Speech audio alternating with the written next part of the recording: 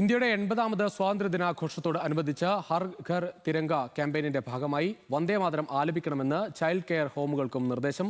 കേന്ദ്ര വനിതാ ശിശുക്ഷേമ വകുപ്പാണ് സംസ്ഥാനങ്ങൾക്ക് നിർദ്ദേശം നൽകിയത്. ഓഗസ്റ്റ് 17 വരെ നീളുന്ന പരിപാടികളിൽ വന്ദേമാതരം ആലപിക്കണമെന്നാണ് നിർദ്ദേശം. MP ദേവൻ ശരികയാണ് കൂടുതൽ വിവരങ്ങളുമായി. ദേവൻ, എന്തായാലും വന്ദേമാതരം വിഷയം അത് വലിയ പലതരത്തിൽ ചർച്ചയാകുന്ന ഘട്ടത്തിൽ കൂടിയാണ് ഈ ശിശു കേന്ദ്രങ്ങൾക്ക് ഒരു നിർദ്ദേശം കേന്ദ്ര സർക്കാരിന്റെ ഭാഗത്തുനിന്ന് ഉണ്ടാകുന്നത്.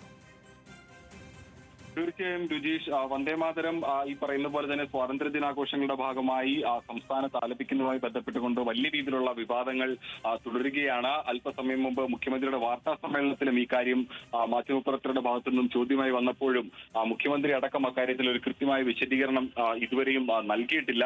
അതിനിടയിലാണ് ഇപ്പോൾ ചൈൽഡ് കെയർ ഹോമുകൾക്കും കേന്ദ്ര വനിതാ ശിശുക്ഷേമ വകുപ്പിന്റെ നിർദ്ദേശം വന്നിരിക്കുന്നത്.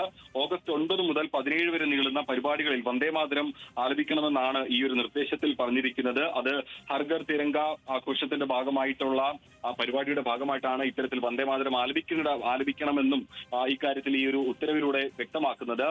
സംസ്ഥാനങ്ങൾക്ക്, അതായത് വിവിധ സംസ്ഥാനങ്ങൾക്ക് നൽകിയിരിക്കുന്ന ഉത്തരവിലാണ് ഇക്കാര്യം വ്യക്തമാക്കിയിട്ടുള്ളതും.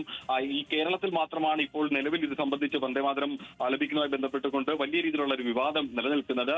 അതിന്റെ അടിസ്ഥാനത്തിൽ കൂടി ഇപ്പോൾ ചൈൽഡ് കെയർ ഹോമുകൾ കൂടി നിർദ്ദേശം വരുന്നതോടുകൂടി തന്നെ വലിയ രീതിയിലുള്ള ഒരു വിമർശനം വ്യാപകമായി ഉയരുന്നുണ്ട്. നിർബന്ധമായും ഇത്തരത്തിൽ പൂർണ്ണമായും ഈ വന്ദേമാതരം ആലപിക്കണം എന്നുള്ളൊരു നിർദ്ദേശം കേന്ദ്രത്തിന്റെ ഭാഗത്തു നിന്ന് വരുമ്പോൾ അത് സംസ്ഥാനത്ത് പല സ്ഥാപനങ്ങളും, കേന്ദ്ര സർക്കാരിന്റെ ഭാഗമായിട്ട് നിൽക്കുന്ന സ്ഥാപനങ്ങളും ഒപ്പം തന്നെ പൊതുമേഖലാ സ്ഥാപനങ്ങളും എല്ലാം തന്നെ ഇത്തരത്തിൽ ഈ ഗാനം ആലപിക്കുന്നതുമായി ബന്ധപ്പെട്ടുകൊണ്ട് ചില നിർദ്ദേശങ്ങൾ ഇപ്പോൾ തന്നെ നിലവിലുണ്ട്. പക്ഷേ അത് എത്തരത്തിൽ നടപ്പിലാക്കുമെന്നുള്ള കാര്യത്തിൽ ഇപ്പോഴും വ്യക്തതയില്ല. അതിനിടയിലാണ് ഇപ്പോൾ വനിതാ ശിശുക്ഷേമ വകുപ്പിന്റെ കീഴിൽ, അല്ലെങ്കിൽ സംസ്ഥാനത്ത് വനിതാ ശിശുക്ഷേമ വകുപ്പിന് കീഴിൽ വരുന്ന ചൈൽഡ് കെയർ ഹോമുകൾക്കും ഇത്തരത്തിൽ ഈ ഒരു നിർദ്ദേശം വന്നിരിക്കുന്നത്.